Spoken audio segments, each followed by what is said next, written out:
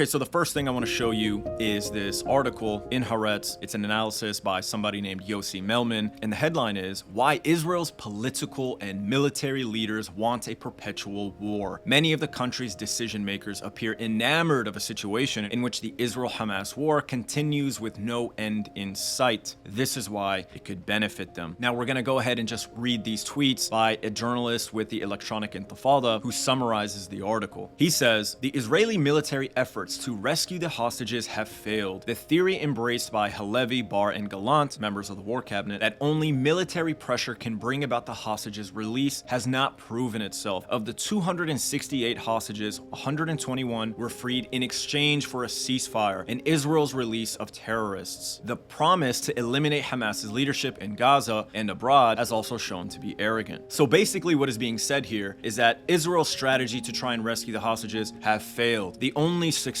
in releasing the hostages safely and securely has been through actual negotiations and deals with Hamas. The ceasefire exchange was the only method in which hostages were released and freed. Yet Israel insists on, no, we are going to free them militarily. That's been a failure. He goes on, he continues, strategically, Israel is losing the war. It has not managed, as Netanyahu and Gallant had promised, to bring about the collapse of Hamas and is now facing a war of attrition. Statements made both before and during the war that Israel can fight simultaneously on multiple fronts are being proven to be vain boasting. Israel is perceived as a weak country with 150,000 of its citizens internally displaced refugees. Ironic, isn't it? And then in the last tweet he says, what stands out is a lack of political courage that would lead to the conclusion that it would be better to declare limited achievements now and cut our losses. Okay, so what can we make of this? You have a journalist writing openly in Israel months now into the war, basically suggesting that, hey, our strategy has failed, that we have hundreds of thousands of people that can't live in the north because of the war with Hezbollah that could escalate further. Those people are not working. A lot of money is being spent to relocate those people. We're not freeing more hostages. In fact, we're killing more hostages by accident, which we'll get to by accident. There's some speculation that actually it's the Hannibal Directive, which I'm actually going to make a video about, but I won't talk too much about it tonight. But basically now, internally within Israel, questions are being raised. People are starting to criticize Netanyahu and the war cabinet strategy, saying, what are we achieving? We're ruining our reputation on the world stage. We're not actually showing strength. We're showing weakness. We're committing genocide. People are taking us to court for genocide. What are we achieving? What are we doing? This isn't making sense. Why not just have the courage to engage in a dialogue and strike a deal? That would end the war. That would eliminate the economic pressure. That would be able to send people back to their homes in the north. That would end the crisis in the Red Sea. That would just make life a lot easier. And the achievements they could say is, well, we destroyed Gaza. Is that not enough? Apparently not. Not for the freak right-wing extremists in Netanyahu's government.